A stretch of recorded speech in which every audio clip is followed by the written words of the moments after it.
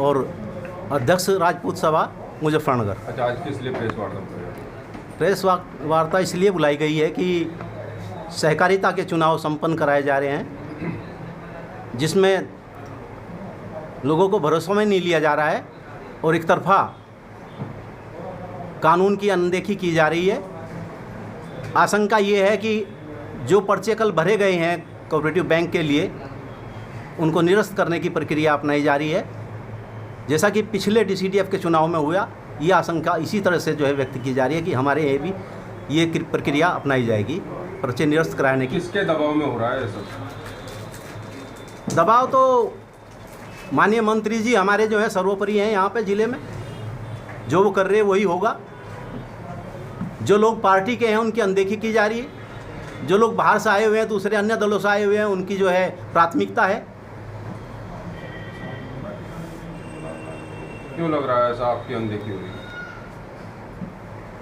ये तो पिछले चुनाव में बताया ना मैंने, DCDF के चुनाव में यही अपनाया गया कि जो लोग उनके चहेते हैं उन्हें जो है डायरेक्टर बना दिया, चेयरमैन बना दिया, लेकिन जो लोग कार्यकर्ता हैं, समर्पित कार्यकर्ता हैं, उनका कहीं नाम भी नहीं है।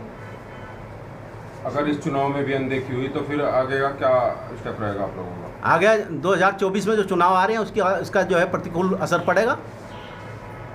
इसके बीच से लिखित में शिकायत आप ऊपर क्यों नहीं कर रहे हैं? कोर्ट का सारा क्यों नहीं कर रहे हैं? जो लोग इसमें चुनाव में रुचि ले रहे हैं, जिन्होंने नामांकन किया है, वो लोग सब कुछ कर चुके हैं, ऊपर से लेकर नीचे तक। चुनाव आयोग में भी, जिला चुनाव अधिकारी पे भी, सब पे सूचना है इस चीज़ की, उन्हें अवगत करा दिया गया है। देश में चुनाव का सबको अधिकार है, चुनाव लड़ना चाहिए, निष्पक्ष होना चाहिए, इसमें कोई भेदभाव नहीं होना चाहिए। और जहाँ तक पर्चा निरस्त की बात है, किसी को भी लड़ने का अधिकार है और लड़ना चाहिए। किरारतन किसी का पर्चा निरस्त नहीं करना चाहिए। मैं तो यही कहूँगा, इसके अलावा कुछ नहीं। कमान संभालेगा आप लोग को अगर ऐसा होता है वहाँ कुछ? नहीं, हम तो अपने लोगों के साथ हैं, समाज के साथ हैं, हमेशा से रहे। पूरी तरह से मतलब तैयारी है? नहीं, तैयारी किस चीज़ की है? हम तो अगर यहाँ आप बैठे हुए हैं, उनके साथ हैं, समाज से अलग कौन होगा? तो अगर अनदेखी की जा रही है तो क्या वहाँ बूथ पर भी और क्या मतदान, जहाँ वो समय आने पर निर्णय लिया जाएगा। अभी तो शिकायतें आपके द्वारा भी हो गई हैं ना, हमारे द्वारा क्या है? मेरे भाई साहब का है, भाई साहब के साथ कुछ अनदेखी होती है और आयतन पर्चा निरस्त होता है तो गलत है, मैं इस चीज़ का विरोध करता हूँ। बैंक के संचालक गण और प्रबंध समिति चेयरमैन, वाइस चेयरमैन का, इनके चुनाव जो है आने वाली 22 तारीख को और 23 तारीख को निश्चित है। कल सभी सहकारी बंधुओं ने, सभी क्षेत्र प्रतिनिधियों ने, चाहे बुढ़ाना हो, कांदला हो, अपना खतौली हो, गुरकाजी हो, जानसठ हो, सभी ने अपने अपने नामांकन पत्र दाखिल किए। उसी को लेके आशंका ये जताई जाती है कि पर्चे कुछ लोगों के निरस्त होंगे, बिना कमी के निरस्त होंगे, जबकि राज्य सहकारी समिति निर्वाचन नियमावली में स्पष्ट प्रोविजन है कि यदि कोई पैरा 7 में जो है नाम निर्देशन पत्रों में अगर यदि नाम संख्या या कोई जो है लिपि के भूल भी है मतदाता सूची में, तो उसको जो है वो निर्वाचन अधिकारी उसकी प्रविष्टियों के अनुरूप जो है उसको ठीक करने की भी अनुज्ञा देगा और बुला के कराएगा ठीक। जहां आवश्यक हो यह निर्देश दे सकता है कि उक्त प्रविष्टियों में किसी मुद्रण संबंधी त्रुटि पर ध्यान न दिया जाए। परंतु इस सब के बावजूद भी, यानी कि हमारे एक्ट का भी, हमारी नियमावली का भी, उस सब का उल्लंघन करते हुए पर्चे निरस्त किए जाते हैं, जो कि क्षेत्र की जनताओं की या जनपद की जनताओं की भावनाओं को बड़ी ठेस पहुंचती है।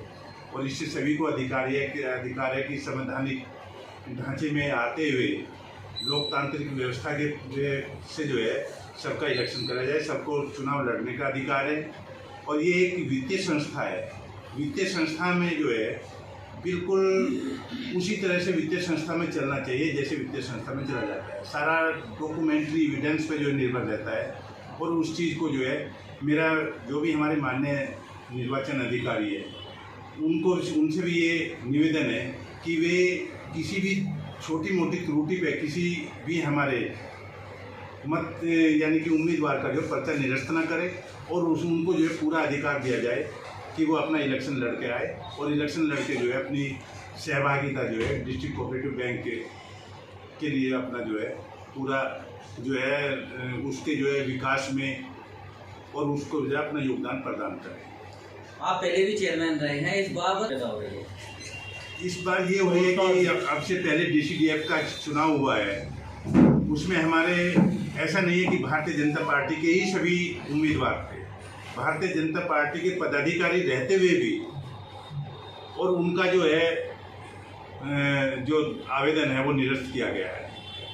तो इसलिए ये आशंका इसलिए जारी हो रही है कि एक भारतीय जनता पार्टी, मैं भी भारतीय जनता पार्टी का एक कार्यकर्ता हूँ और बहुत पुराना, आपसे नहीं कुछ लोग अभी आए होंगे, मैं सन 85 से पुराना कार्यकर्ता हूँ। सन 85 से जो है बीजेपी में लगा हूँ। अधिवक्ता परिषद को आपको पता है, अधिवक्ता परिषद को यहाँ उसका संस्थापक सदस्य है, वो हमने ही सन 92 से जो है हमने ही यहाँ स्थापित की है।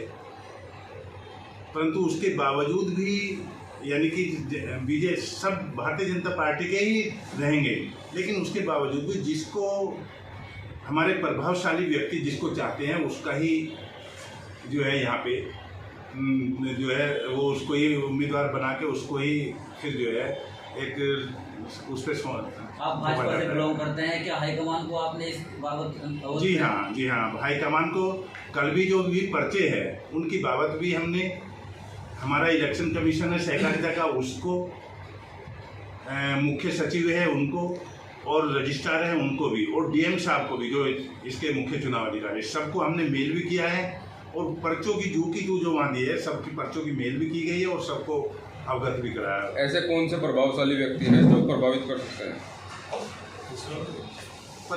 प्रभावशाली व्यक्ति देखिएगा, आज की तारीख में एक ये माननीय सांसद जी, माननीय हमारे केंद्रीय राज्य मंत्री जी, उन्हीं के द्वारा जो है चाहे हमारा सहकारिता का हो या DCDF का हो या सभी चुनाव जो है, और 2024 आ भी रहे हैं, उसको देखते हुए उन्हीं के अनुसार और लेना भी चाहिए क्योंकि 2024 है, उनका दिशा निर्देश लेना भी चाहिए, परंतु उनको भी उस चीज़ में होके रहना चाहिए कि सबको जो है एक बैलेंस बना के सभी को एडजस्ट करके जो है ये पूरी जनता है जनपद की, चाहे उसमें हरिजन भाई हो, चाहे मुस्लिम भाई हो, चाहे त्यागी जी हो या राजपूत हो या जाट हो, सभी का एक बैलेंस बना के सभी को एक उसमें चलना चाहिए। सभी की वोट है, सभी को अपना अपना इलेक्शन लड़ने का भी अधिकार है। मेरा नाम राजेंद्र सिंह है और मैं राजपूत महासभा का जिला अध्यक्ष मुजफ्फरनगर का हूँ। ये जो कोऑपरेटिव की प्रक्रिया चल रही है चुनाव की, इसमें कल जो है नामांकन हुए हैं। कुछ लोग जो हैं असंतुष्ट हैं, जो पार्टी के समर्पित कार्यकर्ता हैं उनकी अनदेखी की जा रही है, जो बिल्कुल ठीक नहीं है। अगले आगामी चुनाव के लिए भी घातक होगी और नुकसानदेह होगी। इसमें पार्टी भी कमज़ोर होगी और समाज भी इसमें जो है अपनी उपेक्षा महसूस कर रहा है, जिसको जो है सभी लोग पार्टी को सम्मिलित करके सबके लिए सोचना चाहिए, जिससे पार्टी भी मजबूत होगी और आगे विकास भी होगा। अगर ऐसा नहीं होता है तो ये एक मूल अधिकारों का हनन है, लोकतांत्रिक हत्या है। ऐसा क्यों लग रहा है आपको कि भेदभाव होगा या निष्पक्षता नहीं होगी? पहली बार जब चुनाव DCDF का हुआ है उसमें पर्चा भरने की कोई प्रक्रिया हुई नहीं है। जो लिस्ट बन के आई उसको ही क्रियान्वयन कर दिया गया है, जिससे जो है पब्लिक में रोष भी है, लेकिन किन्हीं कारणों से सब लोग चुप हो जाते हैं। अब अगर ऐसा हो जाता है तो क्या करना चाह रहा है राजपूत समाज? आगे आने वाला चुनाव है 2024, उसमें समाज का अगर इस तरह से उत्पीड़न हुआ, न अनदेखी हुई, तो समाज उसके खिलाफ खड़ा होगा।